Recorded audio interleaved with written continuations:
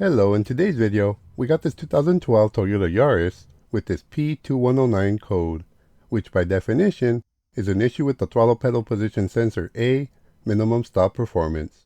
Some of you might be wondering what the heck that even means. Well, in short, it means your vehicle is having an issue with the vehicle's throttle plate reaching the desired stop position within a certain amount of time. In this vehicle's case, it's been causing three main issues. One being it takes a couple tries to start in the morning, very slow acceleration, and it's also shut off after releasing the accelerator pedal when coming to a stop. So this code could be triggered by a few things, ranging from a throttle body that's really dirty and may just need to be cleaned so the throttle body plate can open and move freely without obstruction, to a throttle body that may need to be replaced entirely. Normally I would start by inspecting the wires for any sort of visual damage or trying to clean the throttle body, but in this vehicle's case, I have a pretty obvious issue, and to show you, I will have to remove the air intake tube, which I need to do so anyways, to remove and replace the throttle body. So to start, I'll unclip these two airbox clips by pushing this one here to the left and this other one to the right, followed by disconnecting this MAF sensor connector by pressing on this tab here as we pull back on the connector. Now to separate this wire guide, it'll have two retaining tabs we gotta squeeze inward to be able to separate it, which I'll use something like this pick to pull back on the opposite tab, allowing us to pull it up and out.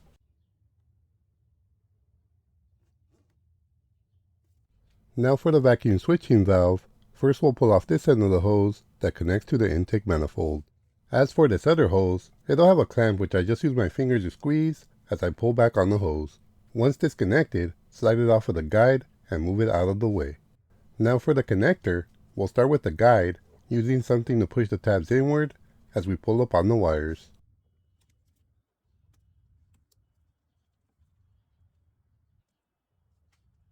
For the connector itself, we'll squeeze the tab down as we pull back.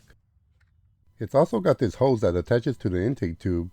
To remove it, we'll squeeze the clamp ends together with our fingers, pulling back on the hose at the same time. Now all we have left is to loosen the clamp that attaches the intake tube to the throttle body, which you can use a Phillips head screwdriver for or a 10mm socket. Using whichever of those you prefer, we'll loosen it counterclockwise till it's got enough slack to allow us to pull off the air intake tube.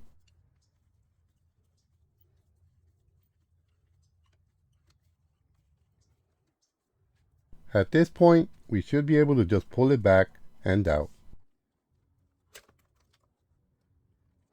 Okay, with that off, to be able to show you what's wrong with this throttle body, I'll reconnect the MAF sensor and the vacuum switching valve connectors, just so we avoid triggering any other codes while we perform these next steps.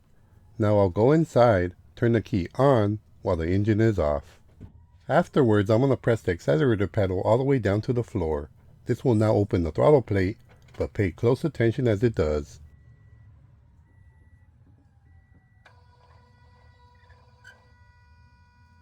What stands out to me, the obvious creaking noise, the valve hesitates to open and does not open smoothly. On top of that, the loud buzzing you hear indicates an obvious problem internally. So I don't think I have to look any further for the problem on this vehicle. So let's go ahead and replace this bad throttle body. But before going any further, let's turn off the ignition and remove the key. Before starting on this, I would have disconnected the battery, but since I was going to show you the issue with this throttle body, you'll want to make sure you do so now. So using the 10mm socket, we'll loosen this nut on the negative battery terminal, rotating it counterclockwise. Once it's loose, let's pull off the terminal and place it out of the way where it won't touch the battery post. This, like many throttle bodies, has cooling lines that run through it, so you'll want to make sure the pressure in the cooling system has been released. So you want to make sure the engine is cold and not under pressure, which this one's been off since yesterday. We know it's cool and we can just remove the cap safely. Now that I opened the cap, which removes any pressure in the system, I'll place the cap back on. This will help slow the spilling of coolant when we disconnect the lines. Anyways, with that done, we'll remove this bracket between the throttle body and the upper filler neck section, held on by these two bolts and two nuts, which we use a 10mm socket to remove all four, rotating them counterclockwise till they're loose enough to remove by hand.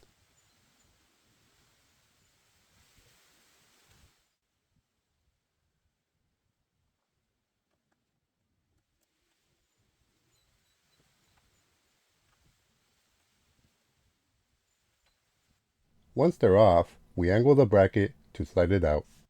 It also has this other bracket down here that's held on by a nut that we use a 10mm socket for as well.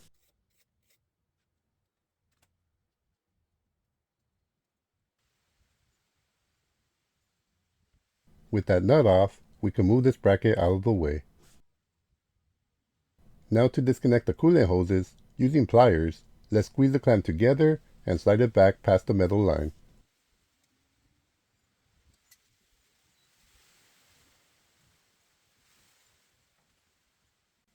Using the same pliers, I grab the hose lightly to rotate and wiggle the hose free of the metal line. After getting it to rotate, I should now be able to push the hose off.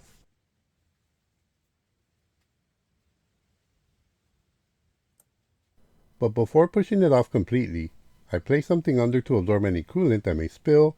Then I'll grab a plug, which for this one I believe is a 5/16 plug, placing it inside the hose, preventing any further coolant leaks while we complete the replacement. With that one off, we can also repeat the same process for this other hose.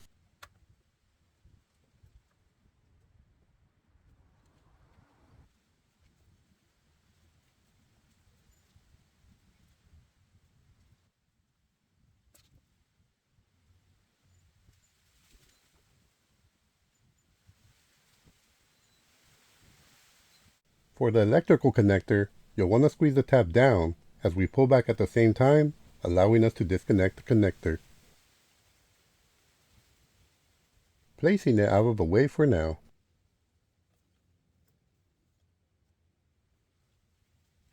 All we got left now are 3 nuts and a bolt that are holding down the throttle body. So let's loosen all 4 of them first, then remove them with the same 10mm socket.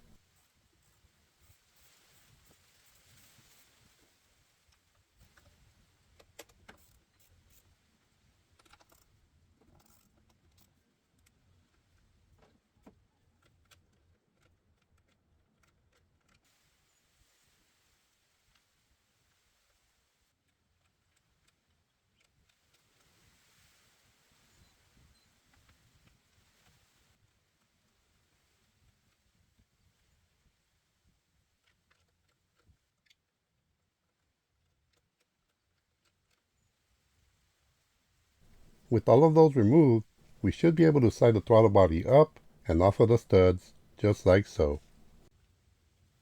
It'll have this throttle body gasket under, which you should replace as well, more so if it's flat. To remove it, just lift the O-ring out of its groove, which for some reason didn't record when I removed it, but it's fairly straightforward. Here's what our new gasket will look like, including the part number.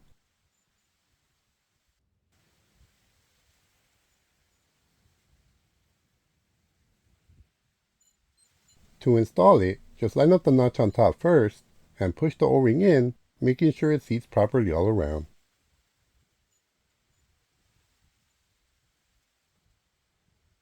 Here we got our old throttle body next to our new one.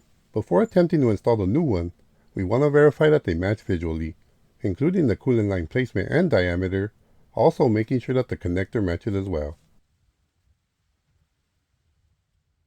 In this case, everything seems to match up really well, so let's go ahead and continue with the install. For the install, all we do is slide it over the studs, making sure it slides down completely up against the gasket.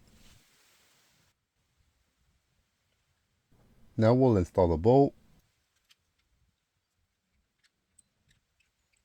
followed by the 3 nuts.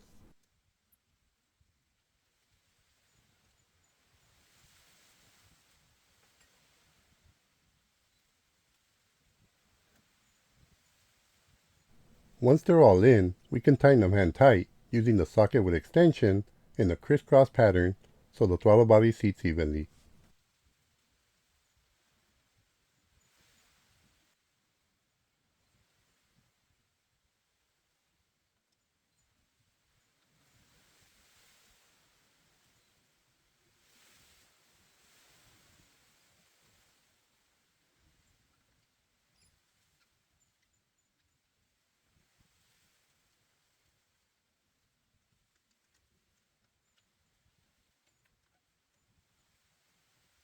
We'll follow that up by using a ratchet to give it a final pass. Torque spec is like 7 foot-pounds, so you want to be careful not to over tighten them. What I do is snug them up a little with the ratchet,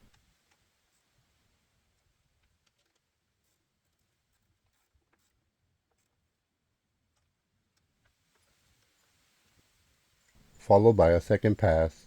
I'm basically snugging them up in 2 steps, so I'm not putting force on them when I do this. Now for the coolant hoses. Removing the plug, then slide the hose on, followed by the clamp.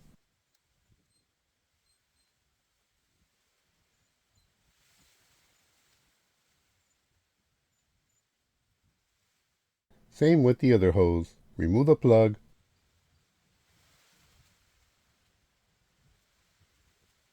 slide the hose on, and place the clamp back on.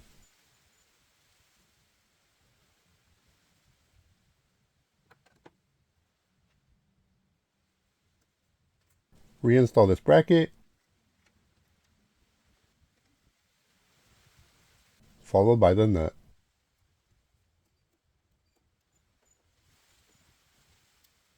Snug that up,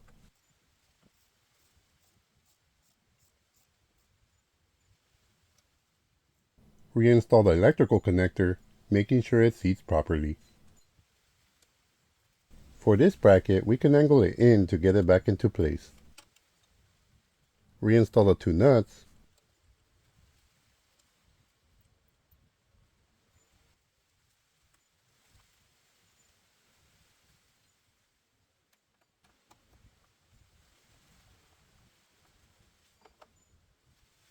followed by the 2 bolts.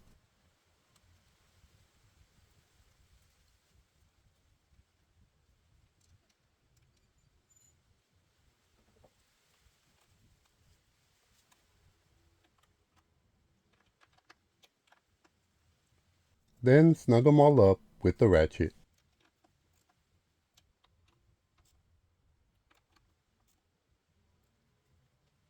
We're now ready for the air intake.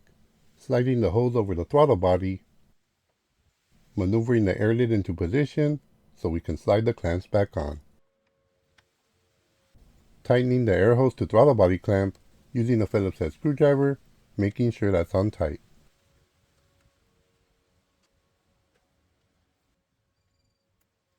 Reinstall all the hoses, followed by the connectors, and positioning everything onto their guides.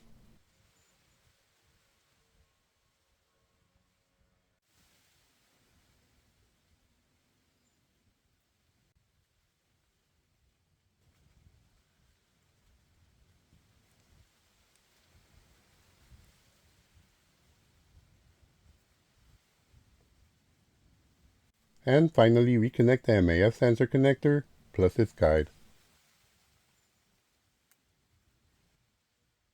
All that's left now is to reconnect the battery terminal, tightening the nut using a 10mm socket. With all that completed, we will now have to perform a relearn per instructions that came with the throttle body. First, we will turn the ignition key on, engine off, without touching the accelerator pedal. Then, using a scanner, we will erase the trouble codes in the vehicle's memory. At this point, making sure any accessories are off, including AC, radio, wipers, anything that may put a load on the vehicle. Now we will turn the key off. Then we will start the car without touching the accelerator pedal. During this period, the idle speed may be higher than normal or may fluctuate, but after a while, it should drop back down to a specified range of 600 to 700 with AC off once it's warmed up to temperature. If the idle is normal, we can turn the vehicle off and prepare to road test it. If the idle does not drop to a normal range, you may want to inspect for any hoses or connectors that were not reinstalled properly. In our case, the vehicle ran fine without any problems, thus completing our repair and this video. While I hope you were able to find this video helpful and or informative. If so, please click that like button and please subscribe if you haven't done so.